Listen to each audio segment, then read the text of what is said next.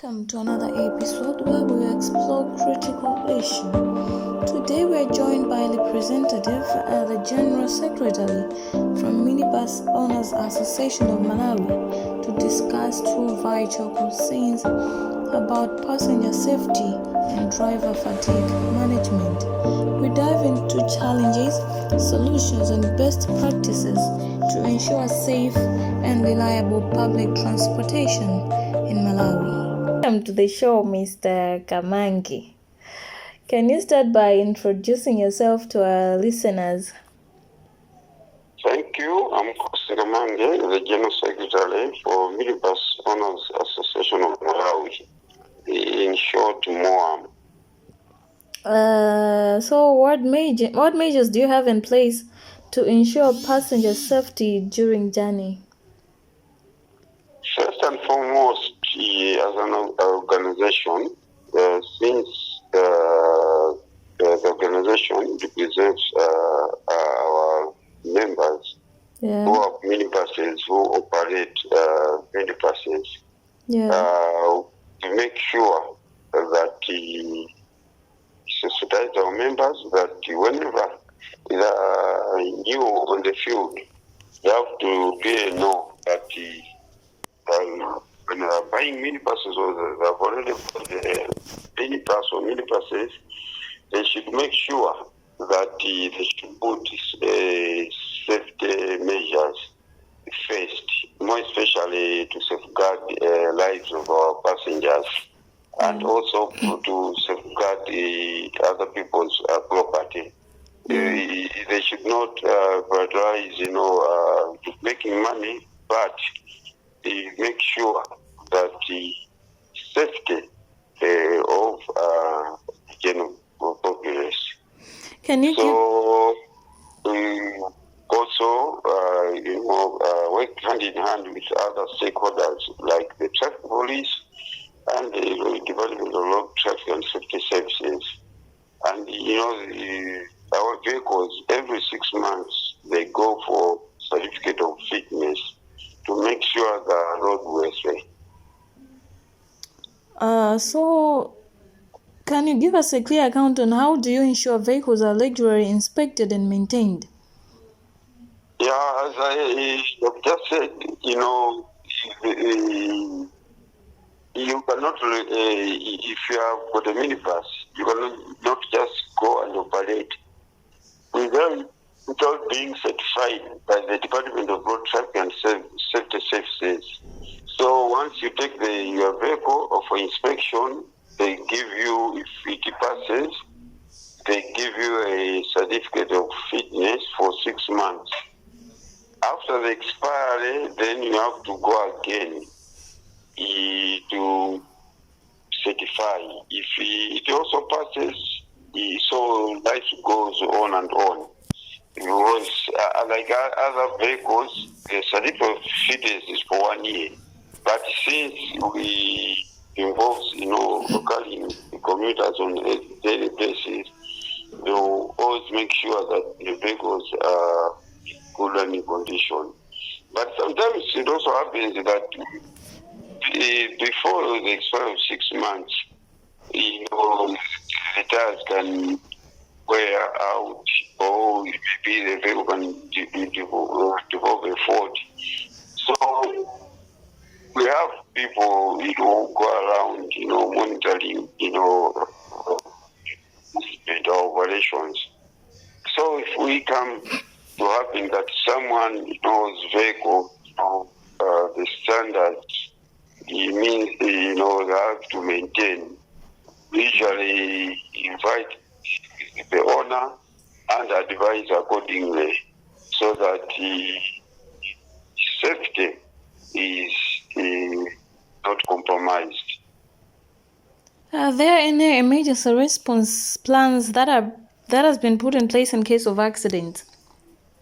In the past we had the patrol vehicles, and now also to patches, so that whenever we hear that there's an accident, we used to rush and make sure to have a first-hand information so that can delay the information because if, for instance, it was the fault of the driver. So if we have first-hand information, we are able to relay the same to our operators so that the same thing should not happen. So we always work to improve, on everyday basis so that we eliminate these road carnages. Are the passengers briefed on safety procedures before departure? We used to have sensitization meeting campaigns whereby we were also involving the Passenger Welfare Association of Malawi, the Department of Road Traffic and Safety Services, the traffic police, and other players as well. And now most of the rely on our traffic wardens, thereby whenever they say maybe the driver to jack, they advise accordingly, and we encourage them to report to call the police or to call us, so that that driver cannot, should not drive, so that we should safeguard the lives of the passengers. So we can say yes, most of them, because we also advise if they are still with the driver to carry on, then we advise the passengers not to board that minibus. But our intention is to make sure that all the minibuses which fly on our roads, before they come and pick the passengers, they are well maintained. I think, how do you handle the complaints of passengers about their safety? When they report to our office, we encourage the passengers that whenever they are boarding, they should make sure they quote the registration number, because it even goes as far as when they forget, or maybe like change or the luggage, so that for us, we can easily trace it. Are seatbelts mandatory for all the passengers? Not at the meantime, but the government proposed that all the minibuses, all the seats should have a safety belt, but as you are aware, it comes with a cost. So slowly going forward, we'll be encouraging our members to make sure that each and every seat minibus should have a seat belt, so that in case of accidents, all the passengers are protected. Are vehicles equipped with fire extinguishers and first aid kits? Yes, and you cannot run a minibus or without a fire extinguisher. And even during the police checks, they always check. Maybe perhaps passengers can't realize, but once you see the traffic officer peeping inside, one of the things they check is whether you are carrying the fire extinguisher with you or not. If not, then they always pound and give you fine. What about emergency exits? Are they clearly marked and accessible? Those minibuses, bought from South Africa, yes, but there are few. But most of the vehicles, minibuses, bought from Japan, they are not, because most of the things, the buses we buy it here, coming like panel vans. So it's like they are modified and the classes are fixed. That is food for thought, and then we can easily manage. so that once the passengers are trapped, then they can easily break, those glasses and exit the minibus. Let's now move on to driver's awareness. What policies are in place to prevent driver fatigue? There are a lot of books, more especially those minibuses plying their trade on long routes, and the time is indicated, and the police do check on police checkpoints, roadblocks. So it's one of the key areas where we use to check, so that the drivers are working. They are not exceeding working normal hours. Are the drivers limited to a certain number of hours on the road per day? Yes, it's like each individual. Drivers are supposed to rest. Once perhaps they start like maybe 7 o'clock. That means by maybe 7:10 they have to take a break, then continue during lunch hour the same, and maybe by 6 o'clock you don't have to get off the roads. So how do drivers receive regular medical checkups, and if yes, how often? Yes, more especially those driving minibuses, because they will not get a passenger service vehicle license without getting a medical check. The same applies to goods carrying vehicles, heavy goods. They have to go, once you are renewing the driver's license, you have to go for eye test, and other body checks to make sure you are fit to drive, passengers or goods. In terms of maybe long journeys, are drivers provided with accommodations for rest? Yes, because for long journeys,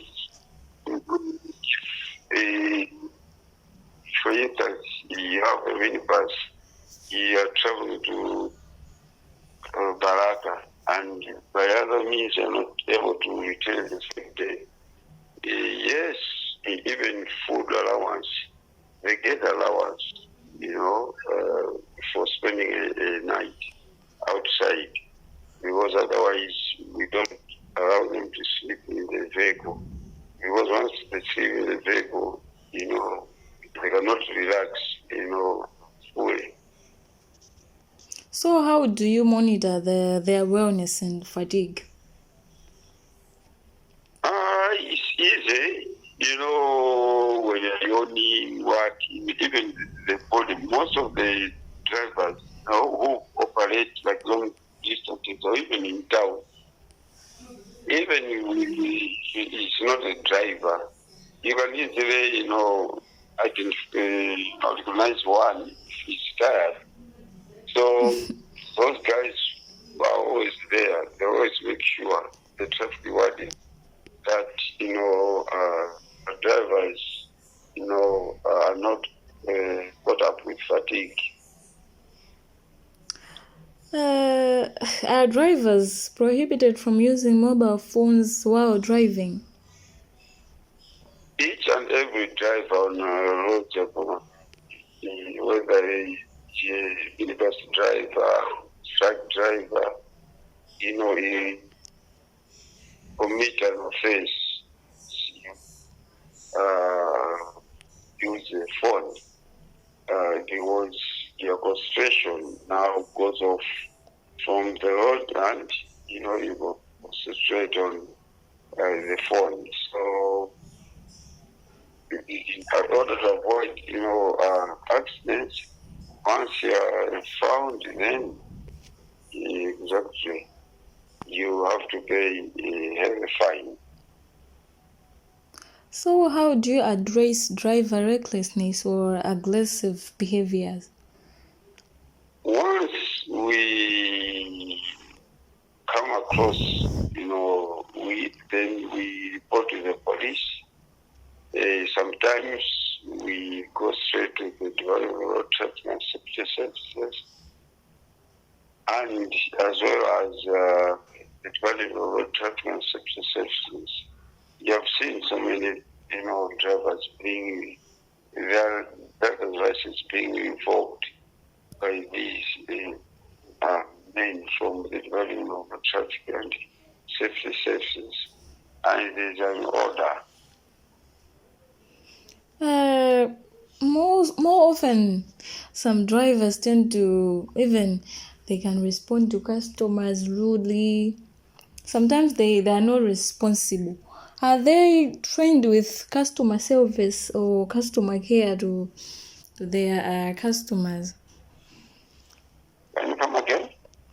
Are drivers trained on customer care or services to their, I can say, their passengers or their customers? Because more often they are responding rudely kwa customers out. Do they receive some training on proper dealing with customers?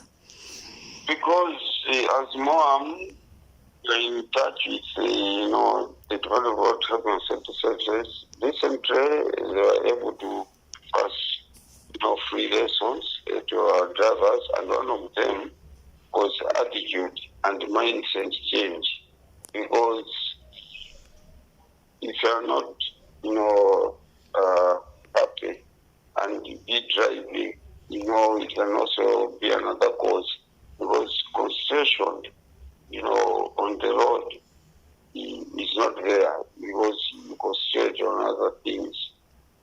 And going forward, you also engage the passenger welfare, sensitize the drivers so that our roads are safe from accidents. Because as of if you are not in good books with other stakeholders, then we will not have sanity on our roads. So we make sure that there is good working relationship, and there's always maybe out of 2 out of 10 bad apples. We are not saying they are all, but what we insist is the passengers are bosses there, because the driver cannot be there and you cannot receive the salary, because if he doesn't make money, so he or she must not be interested only in money, but also delivering the services. If you buy a minibus, if you don't people to run, then you better stay home rather than going there and giving problems to others, and even showing bad behavior and rudeness of provocative ways, as you have earlier indicated. Are there any procedures that are in place for responding to accidents? Because the police are mandated, we only come in, as observers, to assist. But in future, we may roll the government to give us a mandate, so that if the session is growing, we can also make sure that maybe purchase our own vehicles, vehicles which can assist in terms of accidents or other things. How do you investigate accidents to determine its cause?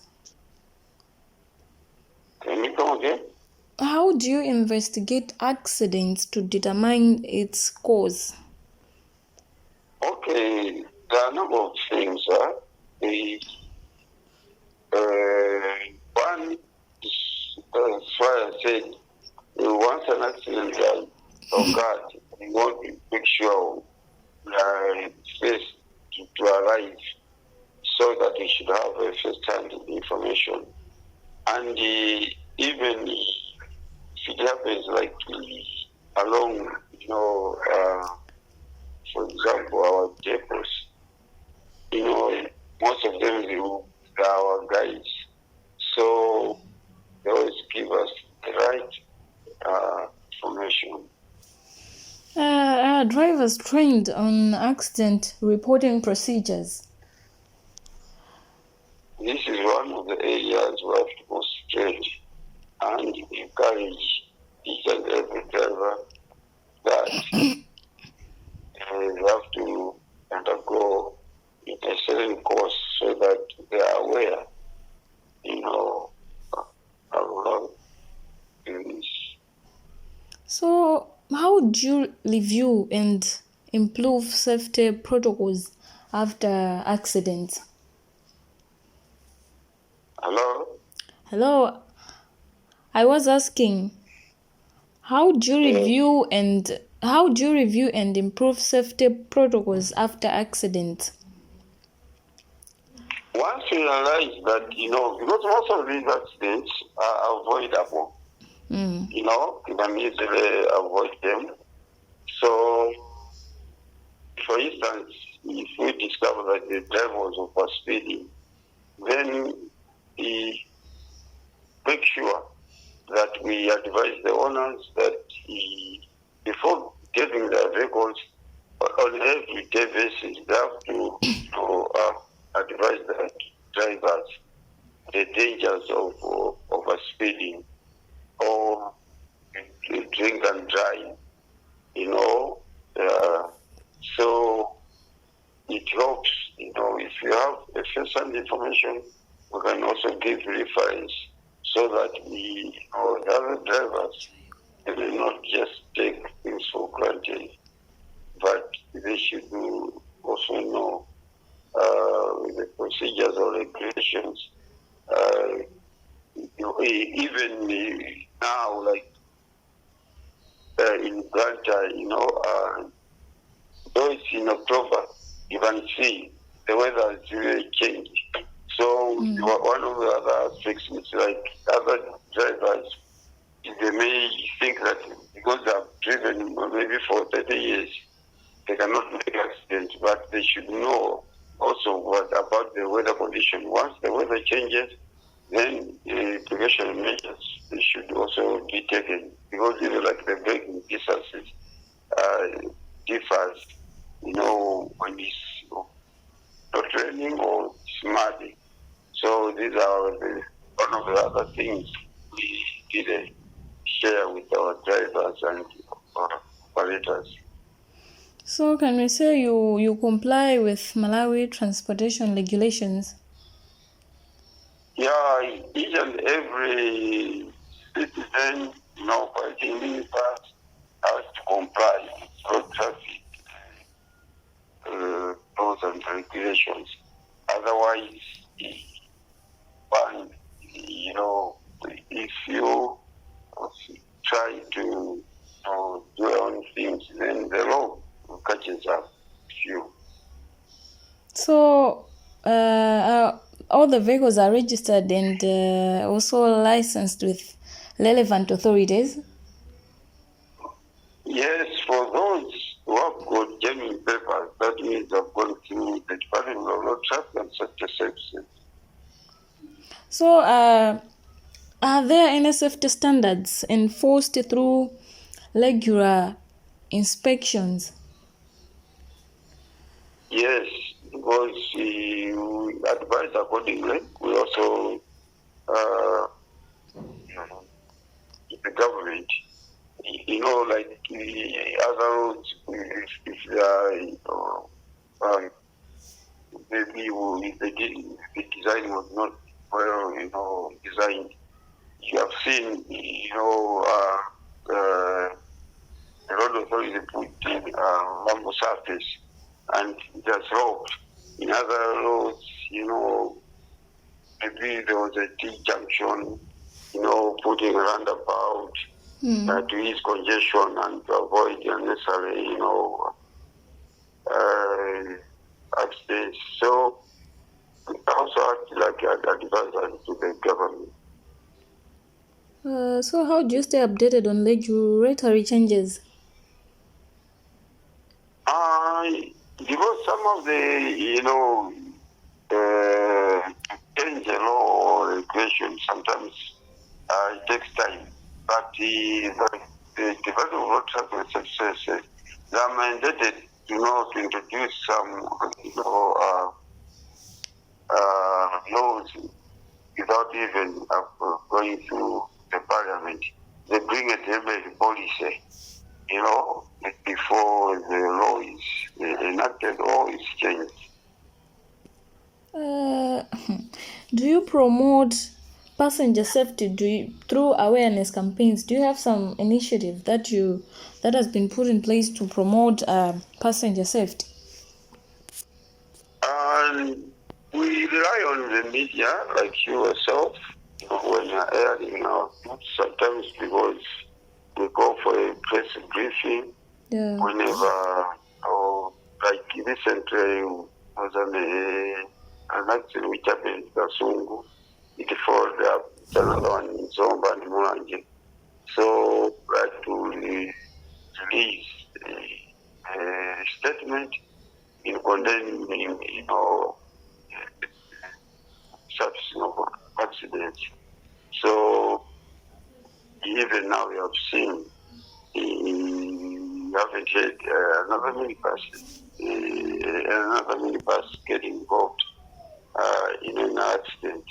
Yeah. So it's only that we don't have a better platform, but the resources we have, try. And we are very thankful to you for like the media, because once you publish, 2 or 3 people listen, and for those who listen, they also pass, we encourage them to pass the message to relevant stakeholders like the passenger welfare, even the drivers association. Maybe before we close this conversation, do you have any final say to either the passengers or drivers? What can you say to them? It's like, when you're going out there, the road is for everyone, and they should not, get carried. Doesn't matter how many years you have been driving without being involved in an accident. Anything can happen. They should also be ambassadors of advocating about the road safety, So it should not be one thing like big association, but collectively we should work towards preventing road accidents, because tomorrow it may be you not getting involved or getting crushed. So even your relative, so we should make sure that our roads are safe from these avoidable accidents. Thank you for sharing your busy schedule with me.